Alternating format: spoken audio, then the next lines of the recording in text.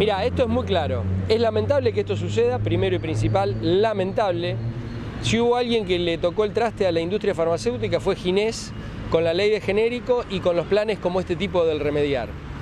Ojalá no suceda, ojalá se revierta. Nosotros hemos apoyado pedidos de informe acerca de si había modificaciones en tal sentido y no creo mal recordar que la mayoría de los casos dijeron que se estaban normalizando, que había habido un impas por cambios de autoridades, pero se normalizaban. Evidentemente, por lo que comentan, no se ha normalizado. Lamentable. Pero, ¿cuál es lo lamentable? ¿Sabes qué pasa?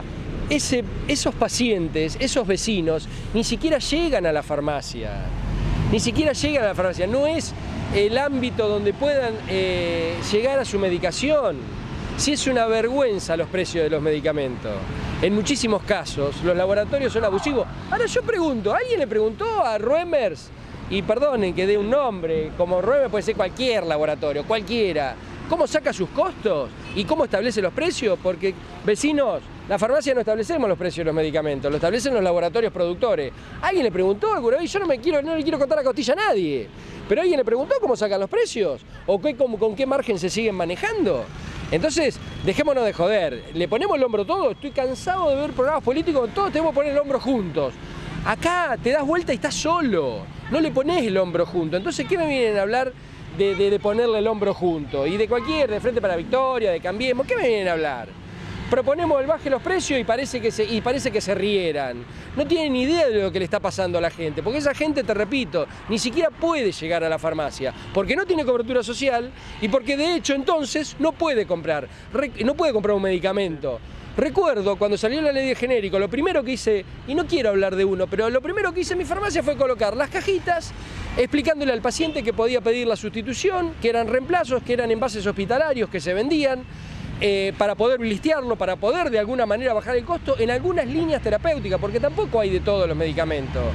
Y que la formulación magistral también sigue siendo un importante pilar para poder en algunos casos llegar a una medicación que esté al alcance de la población. Al farmacéutico no le interesa, que lo hemos debatido y lo hemos discutido con nuestras propias autoridades, no le interesa que el precio del medicamento esté por las nubes, porque no se puede comprar, se te cae la cara cuando abrís la ventanita en el turno y tenés que decir lo que es el costo de un medicamento. Pero claro, ¿sabés lo que pasaba anteriormente? Porque ojo, no nos confundamos, esto no es tirarle rosa al Frente para la Victoria, Moreno y toda esa manga de dirigentes. Porque en ese momento permitían aumentos que estaban por debajo de la inflación, 5 años. La farmacia padeció 5 años estar con costos de medicamentos por debajo de la inflación. Y eso también te destroza, porque ¿saben qué, muchachos? Hay muchas familias que viven desde la farmacia. El gremio y el trabajo de los empleados de farmacia, más los propietarios, más los farmacéuticos, es una población importante de personas. Y en esos años también la padecimos. Y ni hablar cuando se hacen los tontos los de las obras sociales, y no lo digo por los muchachos de acá que estuvimos reunidos, que estamos permanentemente reunidos, pero las obras sociales importantes se hacen los tontos y manejan como si fuesen un número a los afiliados y las coberturas. Muchachos, hay que pensar en el paciente y también el paciente tiene que pensar en el sistema. No pueden tener 50 cajas y le pueden sobrar 10 cajas en un año a un paciente. Eso es cagar el sistema. Pero cuando decís eso, sos un loquito, te calentás. Y me voy a seguir calentando, voy a seguir siendo un loquito, porque la verdad que se mete gente que no tiene ni idea de lo que habla, no tiene ni idea de lo que pasa en salud, y al pobre tipo, al pobre vecino que no puede llegar a la medicación, no se le da ninguna solución. Entonces, a ver, seamos sensatos, sentémonos, estemos abiertos al diálogo, pero que sea un diálogo fructífero, no que te dicen te invitamos al diálogo y la cosa ya está cocinada. Esto es lo que pasa en medicamentos. La verdad es una situación compleja y complejísima para las farmacias, porque con el atraso de obras sociales y con el aumento de precio en algunos casos que hacen invendible un producto, uno a veces no sabe qué hacer.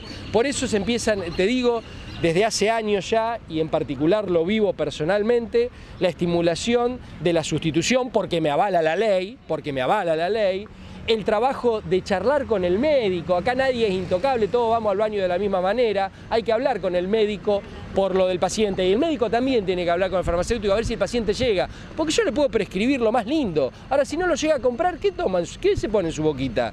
Esto lo vengo diciendo hace años, muchachos, no lo inventé ahora, ni lo digo ahora porque sea un año especial. Hace años que vengo diciendo exactamente lo mismo. Entonces, eso me da la firmeza y me da el respaldo para poder volver a decirlo, y lo voy a volver a decir hasta que no se solucione o alguien no tome y tenga las pelotas suficientes como para atacar el tema como que se tiene que atacar. La verdad, hasta ahora nadie me ha demostrado que tiene esos huevos.